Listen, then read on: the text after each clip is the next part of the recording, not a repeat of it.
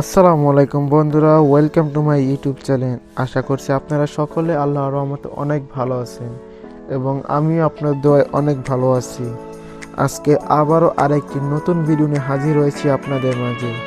আজকের ভিডিওতে আমি আপনাদের কাছে শেয়ার করব সাকুরার বহরে যুক্ত হওয়া 3 ইউনিট হুন্ডাই বাস সম্পর্কে। আপনাদের কাছে একটি অনুরোধ, আপনি যদি আমার চ্যানেল নতুন বন্ধু হয়ে থাকেন তাহলে চ্যানেলটিকে সাবস্ক্রাইব করে পাশে থাকুন এবং পাশে থাকা বেল আইকনটি বাজিয়ে দিন, যাতে পরবর্তী যে কোনো ভিডিও সবার আগে আপনার কাছে পৌঁছে যায়। তাহলে চলুন দেরি না করে আজকের ভিডিওটি শুরু করা যায়। বরিশাল এই বিভাগে একটা সময় জাতি পরিবহনের লঞ্চের প্রায় একক আধিপত্য ছিল।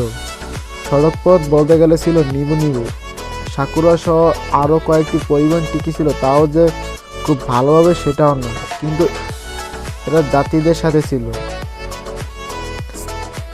26 তারিখ সেতু চালু হবার পরে খেলাটা নৌপথ থেকে সড়কপথে চলে এসেছে সময় কমের জন্য, এবং বলতে গেলে পরিবহনের প্রায় সবগুলো বড় কোম্পানি এখন বরিশাল আছে। সেটা অবশ্যই ভালো একটা দিক, কেননা প্রোডাক্ট বাড়লে কাস্টমারও বাড়বে এবং সার্ভিস ভালো করার একটা চাপ থাকবে সবার মধ্যে। কি মনে হচ্ছে সাকুরার বহরে আসলেই হুন্ডাই বাস? ভাবতেই যেন কেমন অবাক লাগে, তাই না? হ্যাঁ, সাকুরার বহরে যুক্ত হলো 3 ইউনিট হুন্ডাই বাস, যা বরিশালবাসীদের প্রায় 31 বছর ধরে যাত্রী সেবা দিয়ে আসা অপারেটরের বহরে হুন্ডাই বাস।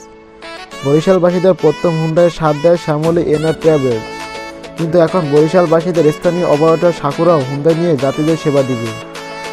বাসটির সিট মোট 28টি 2x1 ব্যবহার করে। বাসটির সিট অনেক বড়। বাসটির সিট সম্পর্কে বলতে গেলে 3 থেকে 4 ঘন্টা জার্নি আপনি কোনো কষ্ট ছাড়াই নিরাপদভাবে জার্নি করতে পারবেন। বাসটির সিটে হেডরেস্ট ও লেগ রেস্ট ব্যবহার করা হয়েছে এবং ভালো পরিমাণ স্পেসও রয়েছে।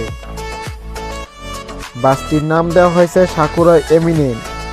বাসটির রুট হচ্ছে টেকনিক্যাল থেকে ছেড়ে যাবে সায়দাবাদ হয়ে বরিশাল কুয়াকাটা, এবং বাসটির শিডিউল জানতে হলে ভিডিওর ডিসক্রিপশন বক্সে দিয়ে দেওয়া হবে। বাসটির ভাড়া নির্ধারণ করা হয়েছে 850 টাকায়। আপনার কাছে যদি ভিডিওটি ভালো লাগে থাকে তাহলে লাইক ও কমেন্ট করুন, এবং যদি এখনও সাবস্ক্রাইব না করে থাকুন তাহলে চ্যানেলটিকে সাবস্ক্রাইব করে পাশে থাকুন এবং পাশে থাকা বেল আইকনটি বাজিয়ে দিন।